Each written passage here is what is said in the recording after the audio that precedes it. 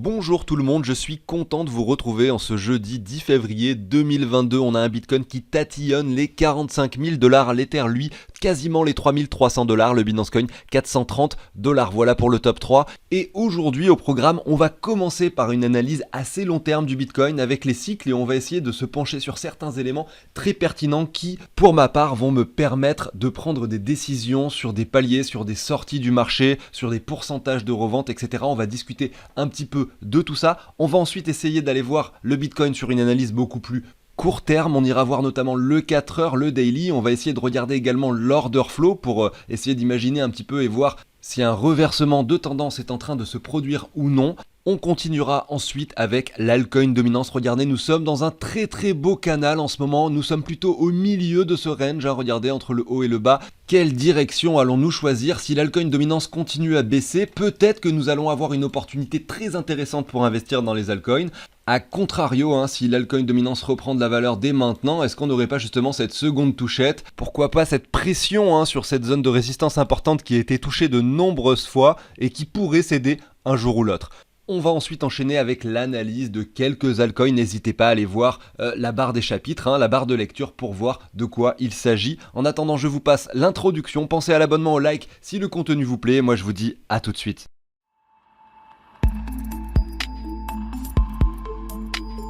Allez, c'est parti, on commence avec une analyse que j'ai faite concernant le Bitcoin. Ici, on est sur le graphique très long terme depuis sa création en 2010, fin 2009 exactement, mais on a ici des bougies à partir de 2010. On est en mensuel, chaque bougie représente un mois et il y a quelque chose d'assez intéressant à constater. C'est pas la première fois que j'en parle sur la chaîne, mais là ça me semble pertinent de le refaire puisque nous sommes peut-être, je dis bien peut-être puisque ça reste de la spéculation bien sûr, on est peut-être à l'aube d'un prochain bear market qui pourrait s'enclencher dans les mois qui viennent. Peut-être une dernière euphorie qui pourrait se produire sur le Bitcoin avant, pourquoi pas, un retracement assez long qui pourrait durer 1 an à 2 ans. En tout cas, c'est ce que nous dit cette analyse. Vous allez voir un petit peu pourquoi. Vous avez ici les lignes verticales violettes qui représentent chaque halving. Nous avons eu un premier halving en novembre 2012, ensuite un sommet en novembre 2013. Entre ces deux événements, 12 mois se sont écoulés. Ensuite, on a eu une phase de bear market qui s'est installée pendant une période d'approximativement ici 31 mois, voilà, avec un marché qui avait perdu 90% de sa valeur, parce que le Bitcoin était passé de 1200 à environ 180 $, tout simplement. Ensuite, le même phénomène s'est produit après le second halving, avec un Bitcoin qui a poussé jusqu'aux 20 000 $ approximativement, 17 mois cette fois-ci après le halving. Voilà, ensuite il y a eu le cycle baissier, le Bitcoin est passé de 20 000 à 3 000 $ environ, pendant une période de temps cette fois-ci, si on regarde un petit peu moins longue, on va voir 24 mois, 26 mois, voilà. Derrière ce qui s'est passé, on a eu le halving suivant, et là aujourd'hui nous sommes maintenant sur ce cycle-ci.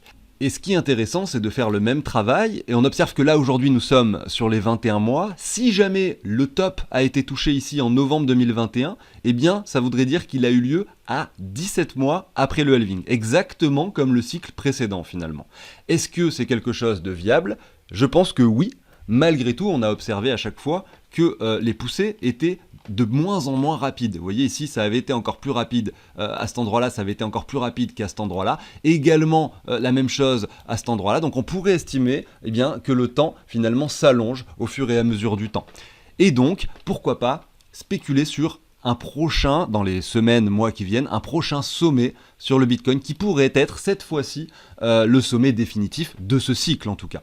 Si on regarde donc les mois et les semaines, on avait observé 12 mois 56 semaines, 17 mois 77 semaines pour le cycle d'après, donc 21 semaines de plus. Actuellement nous sommes à 21 mois 93 semaines à l'heure où je vous parle, donc encore 16 semaines de plus finalement par rapport aux 77 du cycle précédent. Donc on pourrait estimer effectivement que si l'écart entre les semaines est le même que la fois d'avant, eh bien on revienne sur les 21. À minima on va dire. Ce qui voudrait dire que d'ici 5 semaines, nous pourrions, pourquoi pas, commencer sérieusement à envisager un sommet. Ce qu'on peut faire également, c'est reprendre cette première poussée du Bitcoin ici en 2010. Donc on revient très longtemps en arrière et on essaye de regarder combien de temps a duré finalement ce premier cycle. Nous avions eu 46 semaines. Malheureusement, on n'a pas la création exacte du Bitcoin, donc on n'est pas super fiable sur cette analyse, mais on va quand même essayer de la faire. Donc 46 semaines, on est passé à 56. Donc là, il y avait finalement, si je reprends mon travail, entre le premier cycle et le second cycle, 10 semaines finalement d'écart. Entre le second et le troisième, 20 semaines d'écart. Est-ce qu'on ne peut pas imaginer justement ici 30 semaines d'écart tout simplement par simple correspondance? Ce qui pourrait finalement arriver sur un prix du Bitcoin qui toucherait un sommet, je parle bien au conditionnel bien entendu, entre les 21 semaines et on va dire les 31 semaines. On va essayer de matérialiser ça à l'écran. Voilà, je vous l'ai fait ici en off. On aurait donc pour ce cycle, pourquoi pas, un sommet du Bitcoin entre le 14 mars 2022, donc la semaine du 14 mars, c'est pas une science exacte ici, et pourquoi pas la semaine du 23 mai 2022. Donc pendant cette période de temps, je pense que pour ma part, je sortirai on va dire à hauteur de entre 50 et 80% du marché des crypto-monnaies. Quel prix pourrait être atteint pendant cette période? Ça, c'est une autre histoire et ça fera l'objet d'une émission également comme celle que je suis en train de faire actuellement sur ce sujet précis que je ferai dans les prochaines semaines. Donc n'hésitez pas à vous abonner si vous ne voulez pas la manquer. Il faut bien comprendre ici que ce que j'ai fait, c'est une analyse de contexte, de temporalité, qui est viable que dans ce sujet-là, dans le sujet des cycles du Bitcoin et de la temporalité. Ça ne prend pas en compte plein d'autres facteurs qui pourraient être pris en compte également pour faire d'autres analyses. On peut faire plein de types d'analyses différentes. Ça peut être de l'analyse fondamentale, de l'analyse graphique sur du plus court terme, également se renseigner sur les news, également essayer de comparer cela à la bourse traditionnelle. Est-ce que le Bitcoin est une réserve de valeur? Il se trouve qu'aujourd'hui ça ne l'est pas encore, donc il est quand même très corrélé finalement au SP500 et aux autres actifs plus traditionnels. Est-ce que le SP500 lui serait amené, pourquoi pas en 2022-2023, à retracer fortement? Si c'est le cas, peut-être que ça va jouer sur le prix et le cours du Bitcoin. Voilà, donc il y a plein d'autres facteurs qui pourraient être pris en compte pour d'autres analyses. Mais voilà, moi ça me donne en fait une idée, le fait de faire ce travail, d'un plan que je prévois depuis déjà 2-3 ans, que j'ai dans ma tête, sur lequel je me suis dit que voilà, c'est le moment où il fallait que je sorte quoi qu'il arrive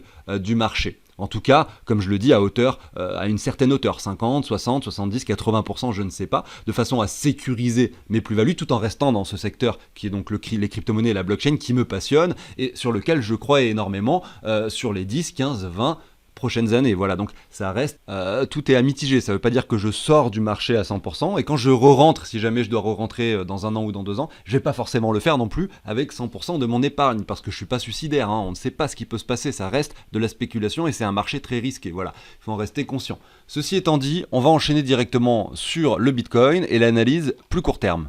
La première chose que l'on constate, c'est qu'effectivement en daily, on est en train sérieusement de reprendre de la valeur ici sur le Bitcoin avec des bougies vertes extrêmement fortes, notamment ici depuis le 3 février. Regardez, on avait imprimé lors de cette semaine, la semaine qui a suivi, 10% sur le Bitcoin et on a continué à enchaîner pour casser finalement ce niveau de résistance assez facilement pour rejoindre cette fois-ci, regardez, ce niveau de résistance-ci. Donc je vais vous le tracer ici à l'écran, qui est assez puissant ce niveau également puisque il a tout simplement stoppé le cours à de nombreuses reprises, à la fois en tant que support, en tant que résistance. Alors ici c'était en support, là on l'a cassé par le bas, on a joué quelques temps dessus à cet endroit là, finalement avant de s'en servir de support également ici, de support et de support à ces endroits là également, donc c'est un niveau assez intéressant. Ce qui peut être également pertinent de faire, ça serait de se mettre un Fibo qui reprend cette baisse et voir ce que ce niveau représente. Bien regardez, j'ai enlevé ma ligne horizontale mais je peux vous la remettre ici, voilà, ça représente clairement les 38,2 de la précédente baisse, situé sur le prix des 46 600 $ approximativement, et ça serait un niveau de résistance important sur lequel nous pourrions voir quelques bougies rouges se dessiner, à voir jusqu'où est-ce que ça pourrait descendre ensuite, mais on aurait clairement les niveaux suivants qui seraient pertinents. Je vous mets un Fibo comme ceci. On observe ici dans un premier temps les 38,2 aux alentours des 41 300 $. À voir si le Bitcoin monte plus haut, il va falloir remettre notre Fibo de la bonne façon. Là je spécule sur le fait qu'on s'arrête ici vers les 38,2 avant d'avoir un retracement. Je pense qu'à minima, lorsqu'on va venir chercher cette zone, le retracement minimum logique serait les 23,6 aux 43 286 $. Ensuite, on a les 38,2 aux 41 343 $. Si jamais le Bitcoin s'arrête ici ou ici pour performer directement par la suite, finalement, je serais moins optimiste sur un nouveau sommet rapide ou sur quelque chose effectivement de très bullish par la suite. Parce que on n'aura pas eu de structure propre, on aura eu une poussée assez rapide finalement, on n'aura pas eu le temps de piéger des personnes plus bas pour mettre le doute effectivement à tout le monde, et donc ça pourrait créer une sorte finalement de FOMO anticipé, c'est-à-dire que beaucoup de monde serait hyper bullish sur le Bitcoin très rapidement. Et c'est pas forcément ce qu'on veut, on aime bien en fait quand le Bitcoin est en train de faire peur à tout le monde, latéralise, etc. et que les gens deviennent bullish plutôt en dessus des 67 000 sur un nouveau sommet. Voilà, ça serait vraiment le scénario idéal. Et pour que les gens deviennent bullish plus tard, que le FOMO s'installe assez tard sur le marché, eh bien il serait préférable que le marché continue de faire peur un peu à tout le monde en revenant ici entre les 38 et les 35 000 $. Voilà, c'est une zone qui, selon moi, serait très intéressante de retrouver pour l'avenir du marché. On va aller voir le Crypto Fear and Greed parce que du coup, c'est intéressant également de constater cela. Alors, c'est parti. Ici, on revient déjà sur un niveau neutre sur le Bitcoin. Ce qui veut dire que si demain, on a un Bitcoin qui monte à 47, 48, 50, 55 000 $, on va vite retourner sur les 70 de Crypto Fear and Greed, peut-être même les 80. Ça me semble un peu précoce, finalement un peu prématuré. Je dis pas que ça va pas se produire, c'est fort possible que ça se produise, bien sûr. Malgré tout, je serais plutôt dans l'optique de dire qu'il faudrait que l'on revienne sur des niveaux inférieurs pour avoir un Crypto Fear and Greed. Voilà, si on revient sur les 35 000, tout le monde redeviendrait bearish très rapidement et très fortement, vous voyez, parce que voilà, tout le monde aurait peur finalement du nouveau plus bas, voilà, finalement d'un Bitcoin qui revienne chercher les 30 000, voire les 28 000, les 25 000. Peut-être que beaucoup de gens penseraient à nouveau à un Bitcoin à 20 000 $ si on redescendait aussi bas. Encore aujourd'hui, c'est pas le cas, et si on revient en 23,6 et qu'on monte directement, malheureusement, le Crypto Fear and Greed, comme je le dis, le FOMO va s'installer beaucoup plus vite que prévu. Malgré tout, on constate quelque chose d'intéressant sur l'order flow. Ici, c'est sur la plateforme Binance. On a effectivement beaucoup de gens qui sont bearish sur cet indicateur puisqu'on voit que le funding rate est négatif.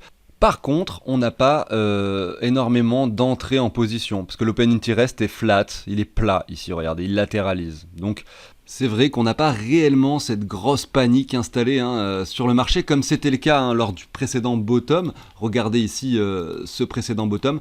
Là, à cet endroit-là, donc nous avions eu pareil, donc de la même façon, un funding rate très négatif, donc à cet endroit-là, ici en bas, vous voyez, avec en revanche un open interest qui montait drastiquement à chaque semaine, non, chaque jour, parce que là je suis en journalier. Donc clairement, ici on n'a pas encore ce phénomène. Est-ce que ça va se produire? C'est la question qu'on se pose.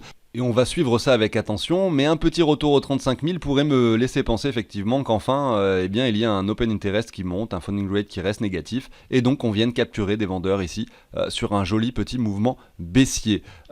Si on regarde le même graphique de l'order flow, cette fois-ci non pas sur Binance, mais sur BitMEX, qui est également une très très grosse plateforme de trading sur contrats dérivés, de la même façon, on n'a pas la même chose, on constate pas les mêmes choses finalement sur BitMEX, même si c'est sur le fond similaire. C'est-à-dire que là, regardez, lors de la phase baissière du Bitcoin, le bottom du Bitcoin, on avait de la même façon l'open interest qui montait, sauf que sur Binance, l'open interest avait arrêté de monter à cet endroit-là, alors que sur BitMEX, ça a continué jusqu'ici, vous voyez, avec effectivement toujours des personnes qui shortaient le marché. Mais là, on a la même indication finalement qui nous est donnée, c'est-à-dire un funding rate négatif et un open interest flat, vraiment flat. Donc finalement, on peut rejoindre ces deux choses, à la fois BitMEX et Binance, pour se dire que nous avons sur l'order flow aucune indication de panique réelle constatée sur le marché. Voilà, donc je vais enchaîner maintenant avec l'altcoin dominance, avant de vous passer quelques analyses d'altcoin. D'ailleurs, au passage, un petit aparté, on a le DOM, regardez, qui, à l'heure où je suis en train de vous parler, voilà, il a encore augmenté les 3,6 centimes.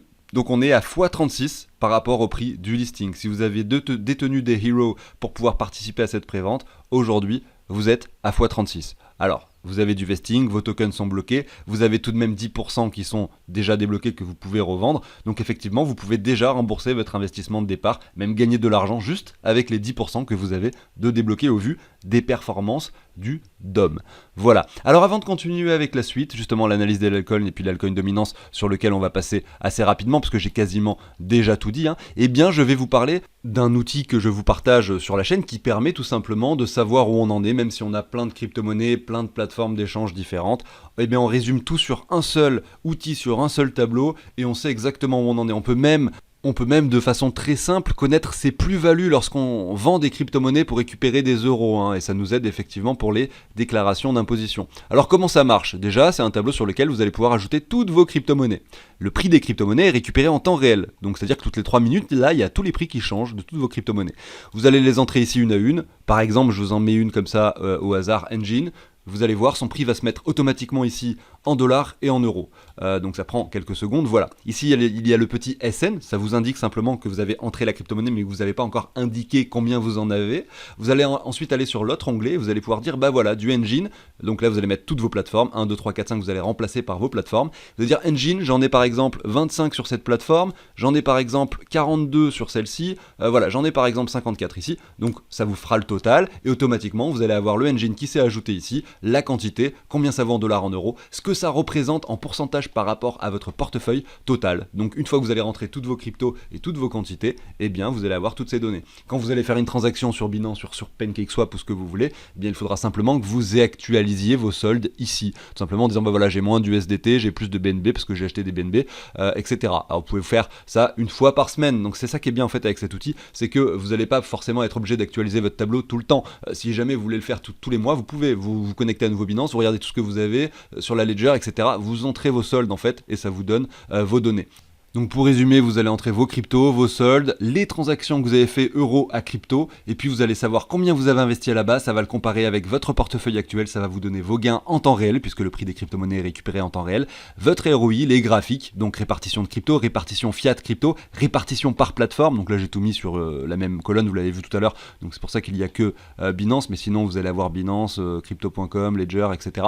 Tout ça bien réparti, vous allez savoir exactement combien vous avez d'argent sur chacune d'entre elles. Donc pour obtenir cet outil, vous allez simplement sous l'émission du jour, vous cliquez sur le plus sur PC ou bien le titre sur téléphone, vous allez tomber sur la description et vous allez avoir un lien qui vous amène sur le site de CryptOrganize pour effectuer une donation, pourquoi pas pour soutenir la chaîne et également pour obtenir votre outil. À savoir que moi, je l'avais créé effectivement pour mon portefeuille à la base, que je trouvais ça très intéressant de le partager à la communauté et c'est la raison pour laquelle à la fois j'ai créé cette chaîne YouTube sur laquelle je partage mes analyses quotidiennes, mon avis, mon opinion sur le marché, même si ça reste une opinion parmi plein d'autres et il faut surtout pas prendre en considération uniquement mon avis, et puis également où je vous partage cet outil. Allez, on continue avec l'altcoin dominant sur lequel j'ai pas forcément grand chose de plus à vous dire que ce que j'ai dit dans l'introduction. Et donc voilà, tout simplement, c'est assez intéressant à constater que la phase de bull run de 2017-2018, on a eu une altcoin dominance qui a explosé. Ensuite, il y a eu cet énorme retracement des altcoins qui ont perdu énormément de valeur par rapport au Bitcoin pendant tout le crash, lorsque le Bitcoin est passé de 20 000 à 3 000 et quelques dollars. Et là, on a vraiment le même enthousiasme qui se produit ici avec une très forte poussée. Et donc vraiment, si dans les prochains mois on a un Bitcoin qui fait un nouveau sommet, il faudra être conscient qu'il est fort probable que l'altcoin dominance également fasse un nouveau sommet et qu'on ait des altcoins qui surperforment le Bitcoin. Comme c'était le cas les fois précédentes, à chaque fois qu'on a un Bitcoin qui explose à la hausse, on a également les altcoins qui suivent et qui ensuite même surperforment. D'ailleurs, c'était assez intéressant à constater fin 2020, pour ceux qui n'étaient pas encore dans les crypto-monnaies ou sur le marché, eh bien il y avait ce phénomène intéressant qui s'était produit et qui, je dois le dire, m'avait fortement finalement fait peur puisque c'était une période où j'avais quand même beaucoup d'altcoins et peu de Bitcoin. Et qu'est-ce qui s'est passé? Eh bien regardez là, nous étions en septembre 2020, eh bien c'est le moment où le Bitcoin a commencé à performer réellement. Et qu'est-ce qu'on a vu? On a vu des altcoins qui ont perdu de la valeur par rapport au Bitcoin. Ça veut dire quoi? Ça veut dire que les altcoins ne bougeaient pas. Finalement, ils restaient sur la même valeur par rapport au dollar. En revanche, le Bitcoin, lui, a fait x3 tranquillement, tout seul, quoi. Et bien, l'altcoin dominance a chuté pour revenir chercher ce point de support très pertinent. Et c'est seulement à partir de janvier 2021 que les altcoins ont surperformé le Bitcoin, bien plus même que leur niveau de septembre 2020, et donc finalement que ça a suivi. Donc, certes, on a fait ce phénomène qui se produit, donc généralement quand le Bitcoin monte, les altcoins surperforment, etc. et l'inverse également, mais c'est pas forcément toujours dans la même période de temps. Ça peut être un mois, 2 mois, le Bitcoin monte tout seul, les altcoins montent simplement après, etc. Voilà, il y a souvent un temps de latence qui est respecté, il ne faut jamais forcément paniquer. Par exemple, pendant cette période où les altcoins ont énormément perdu de valeur par rapport au Bitcoin, il est fort à parier qu'il y ait énormément de personnes qui se sont dit mais en fait peut-être que les altcoins c'est nul, il faut vraiment miser que sur le Bitcoin, et qui ont changé ici, là, à ce moment-là, tous leurs altcoins contre des Bitcoins, vous voyez, alors que c'était la pire chose à faire bien sûr. Donc c'est clair et net que quand on a une idée à l'avance précise, avec un plan, on se dit voilà, on prend telle et telle crypto-monnaie pour diversifier, etc. Faut pas changer son plan uniquement par des petits mouvements de marché qui émotionnellement ça nous touche, quoi, vous voyez. Il faut vraiment rester sur notre plan initial de base que l'on avait défini, c'est un des trucs les plus importants, je pense. On va maintenant aller voir quelques altcoins, on va commencer par le CRO de crypto.com. Donc allez, c'est parti, CRO par rapport au Bitcoin ici, hein. Je commence sur le CRO par rapport au Bitcoin. On le voit, il y a vraiment une sorte d'euphorie qui s'est produite sur le CRO ici aux alentours du mois d'octobre, notamment par l'arrivée de leur blockchain Chronos.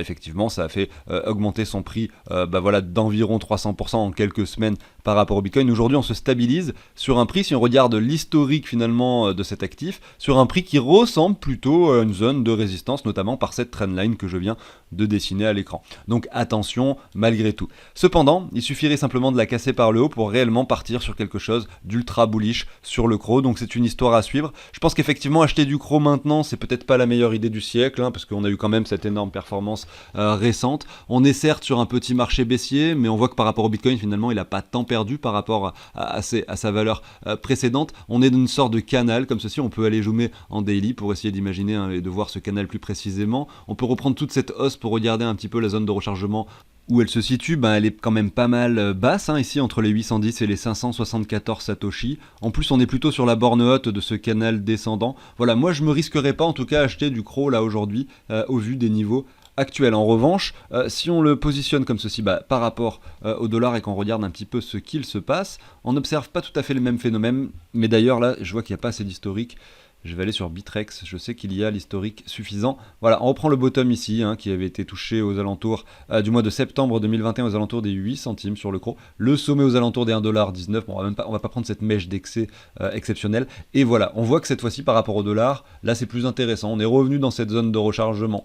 On revient là aujourd'hui, pareil, chercher un niveau assez important avec ce petit pump que l'on voit sur le Bitcoin. Malgré tout, on a vu sur l'altcoin dominance et sur le graphique du Bitcoin qu'on était plus ou moins sur un niveau de résistance important, qui est assez visuel également sur le graphique du CRO, hein. On a cet ancien point bas sur lequel nous sommes actuellement. Voilà. Donc je serais pas étonné d'avoir un CRO qui retrace un petit peu, notamment pourquoi pas pour nous structurer ce W. Donc voilà, selon moi, pour quelqu'un qui souhaiterait acquérir du CRO, il est peut-être pas préférable de le faire maintenant. Est-ce que je dis une connerie peut-être, hein, on sait jamais, hein, imaginez le CRO pourrait aller chercher les $2 très rapidement. Voilà, tout ça, ce sont des choses forcément possibles, mais moi je me risquerais pas. Voilà, c'est comme ça qu'il faudrait finalement le tourner. Je me risquerais pas à essayer d'acheter du CRO maintenant, alors que au niveau des probabilités, selon moi, il est quand même fort possible que l'on revienne entre les 40 et les 37 centimes ici. Voilà. De la même façon, c'est pas forcément un niveau où j'essaierai de prendre des profits, hein, parce qu'on a fait un sommet, on a retracé énormément, donc si vous avez gardé vos CRO pendant toute cette période, c'est peut-être pas non plus le meilleur moment pour revendre, hein. Essayez d'attendre peut-être de voir s'il n'y a pas un sommet qui pourrait se produire. Sauf si vous êtes dans une phase où vous souhaitez vous séparer petit à petit de vos crypto-monnaies, à ce moment-là, effectivement, les niveaux actuels sont pertinents, hein. Si vous essayez de vous en séparer petit à petit, que vous pensez que voilà, le Bitcoin ne va pas faire de nouveaux sommets, etc., peut-être que c'est au contraire le meilleur moment pour commencer à réellement se mettre des paliers de sortie. Voilà, c'est vraiment en fonction de votre stratégie et de votre plan. Alors quelqu'un dans les commentaires m'a parlé de Aion, c'est pour ça que j'en parle, et on est ici par rapport au Bitcoin. On va ensuite le regarder par rapport au dollar. Alors si on regarde le graphique très long terme, on voit qu'il y a eu une baisse, si on prend le sommet ici sur le niveau actuel, quasiment 100%. Malgré tout, il y a quand même encore de l'offre et de la demande, donc le token est encore échangé, hein, donc c'est tout à fait viable de l'analyser. Ceci dit, voilà, on a un crash, on est plutôt en train de latéraliser ici depuis le mois d'août 2019. Malgré tout, entre le mois d'août 2019 et aujourd'hui, on est encore sur un moins 60% par rapport au Bitcoin. On vient chercher un point bas ici aux alentours du mois de janvier 2021. C'est simplement au mois de janvier que là, une réelle performance est opérée sur l'actif avec un 500% par rapport au Bitcoin. On est sur une crypto-monnaie qui est a priori pas fortement capitalisée. On va aller voir un petit peu d'ailleurs quelles sont les données intrinsèques de cet actif. Alors, on a une crypto-monnaie qui est classée 584e. Donc, effectivement, pour une crypto-monnaie qui a perdu 98% de sa valeur, on a quand même 55 millions de capitalisation, c'est pas rien. Donc, voilà, c'est honorable, c'est acceptable. Il y a une chose pas très logique ici, peut-être qu'il y a quelque chose de logique que je ne comprends pas, mais en tout cas, il y a une offre totale inférieure à l'offre en circulation. Je ne comprends pas bien pourquoi, mais c'est pas grave. On a un volume de négociation sur ces dernières 24 heures de 4 millions, quasiment 5 millions de dollars. Donc c'est un actif qui est encore tradé. Hein. Donc spéculer dessus, c'est, comme je le dis, finalement quelque chose qui s'envisage.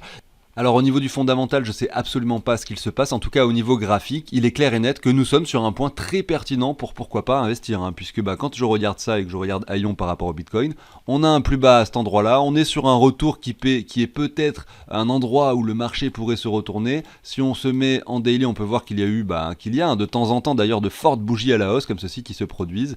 Ça fait également quand même une longue période de temps qu'on est réellement en train de baisser, notamment en daily, on voit que depuis le 24 novembre, c'est un actif qui fait que baisser par rapport au Bitcoin. S'il devait y avoir un retournement, il pourrait s'opérer très prochainement ici, puisque nous sommes en train de s'aplanir, de s'aplatir, de latéraliser, et donc pourquoi pas imaginer un W qui se produise par la suite. En tout cas, c'est ce sur quoi on pourrait spéculer si on investit sur les niveaux actuels. Si en revanche on vient casser cette ligne horizontale blanche que j'ai tracée, il faudra probablement oublier cet actif et essayer de le revendre sur pourquoi pas quelques bougies vertes qui pourraient s'enchaîner par la suite, pourquoi pas ici par exemple sur cette trendline, sur des niveaux un petit peu supérieurs. On va aller voir un peu Aion par rapport au dollar.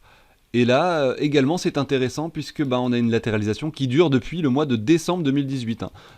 C'est également le genre de choses qu'on aime bien chercher sur les graphiques pour pouvoir investir, à savoir que là, comme je le disais, je ne parle pas du fondamental, mais simplement de l'aspect graphique. Et généralement, voilà, on voit ici que en janvier 2021, l'actif, lorsque l'altcoin dominance a explosé, hein, je vous montrais tout à l'heure le graphique de l'altcoin dominance, eh bien on a eu cet actif également qui, lui, a pris 900% par rapport au dollar, pour ensuite retracer sur les niveaux précédents, tout simplement. Donc si le scénario de l'altcoin dominance se produit avec un Bitcoin qui monte et des altcoins également, je serais vraiment pas étonné finalement d'avoir quelque chose de similaire qui se produit sur Aion. Donc essayer de spéculer dessus pour un potentiel x10, pourquoi pas. Il faut rester mitigé, n'empêche sur ce genre d'investissement, parce qu'on est quand même sur un actif qui a perdu énormément de valeur, sur un projet qui, je ne sais pas effectivement s'il est réellement stable ou pas, puisque je me suis pas renseigné sur le sujet.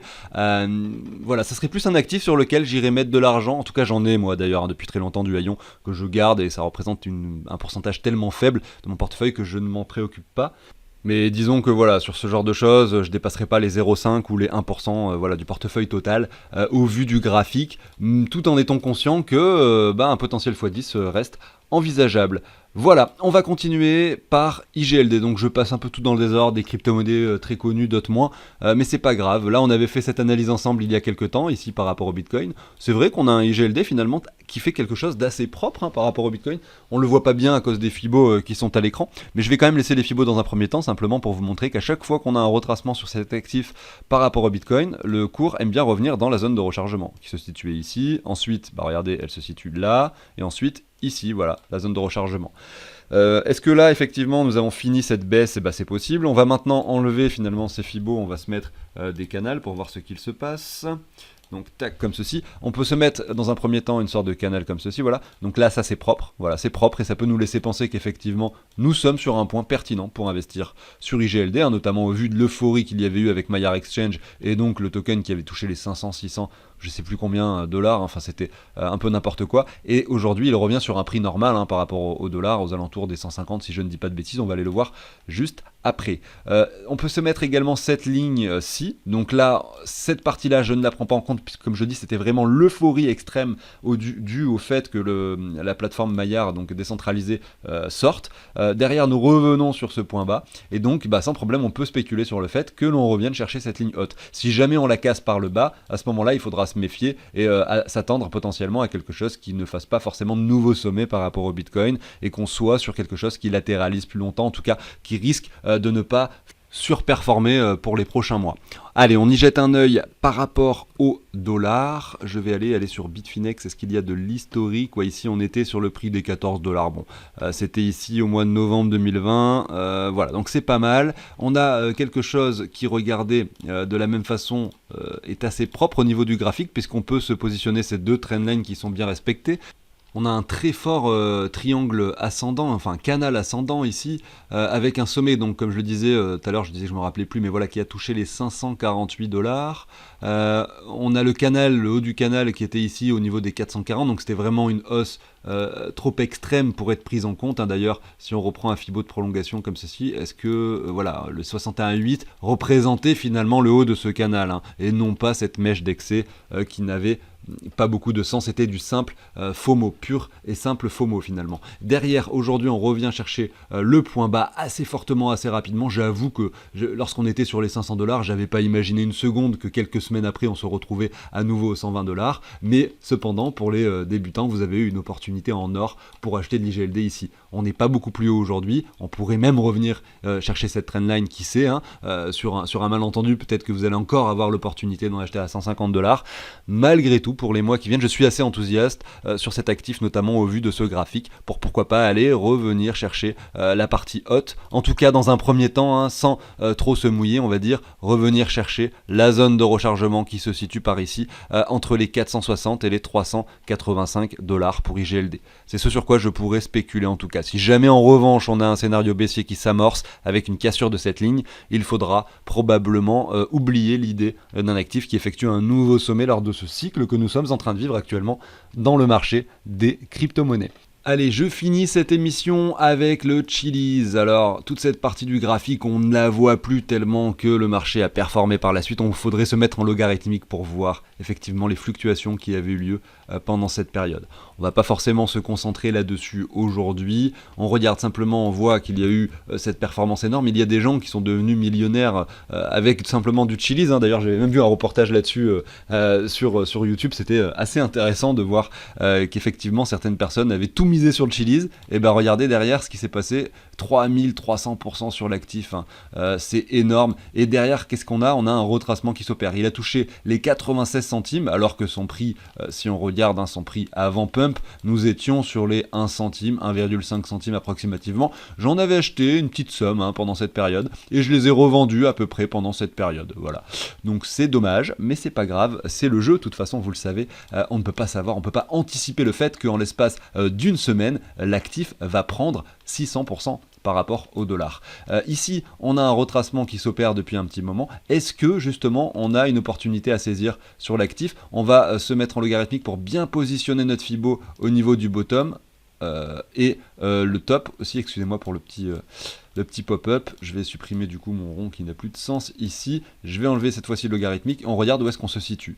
Eh bien on a traversé la zone de rechargement actuellement, on avait le doute, ici effectivement moi j'ai rechargé, pourquoi ? Parce que je voyais quelque chose qui commençait d'ailleurs à dessiner un W, qui l'a même dessiné, qui a cassé la neckline pour faire un sommet. Malgré tout on n'est pas allé chercher de nouveaux points hauts pour derrière retracer à nouveau, voilà, pour aller chercher quasiment les 85,4. Si on se positionne une ligne horizontale comme celle-ci, on reprend le sommet, le bottom à cet endroit-là, on voit qu'on a réellement fait un double bottom ici sur les mèches. Donc c'est pertinent. C'était pertinent d'acheter du Chiliz ici sur le prix des 16 centimes, clairement.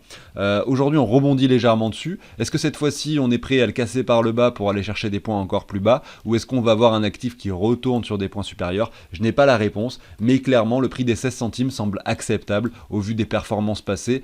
Et également dû au fait que ce projet en particulier me semble très pertinent pour un avenir radieux. Ça concerne tout ce qui est finalement tokens qui peuvent être créés pour par exemple des clubs de foot. Donc il y a, je sais plus quel club, la Juventus de Turin, je crois, c'était les premiers, le Paris Saint-Germain, etc., qui ont créé leurs tokens sur cette application. Donc on va dire qu'ils est en partenariat avec ce projet, etc., et qui ont des tokens qui ont été créés. Ce sont des fan tokens qui permettent finalement à tous les fans de pouvoir par exemple voter grâce à ces tokens qui sont probablement, alors je ne veux pas aller rentrer non plus trop dans les détails parce qu'après je vais dire des bêtises, des tokens de gouvernance qui vont permettre de voter sur les maillots des joueurs qui pourraient porter, etc., sur finalement donner au peuple ou aux fans finalement un pouvoir de choix sur les décisions, sur certaines décisions, on va dire souvent minimes, mais du club, voilà, certaines décisions. Donc ça a entraîné un engouement assez énorme, et même des personnes qui n'étaient pas du tout intéressées par la blockchain et les crypto-monnaies sont entrés dans ce secteur à travers cette application et à travers Chiliz et ce projet. Donc c'est un projet qui amène l'adoption massive de ce secteur de la blockchain et je suis assez confiant sur un avenir qui pourrait continuer dans ce sens-là pour ce projet. Voilà, donc j'arrive sur la fin de l'émission, hein. Merci à tous de m'avoir écouté, pensez à l'abonnement, au like si le contenu vous plaît bien sûr. Moi je vous dis à très bientôt sur la chaîne, je vous souhaite une excellente journée, salut tout le monde.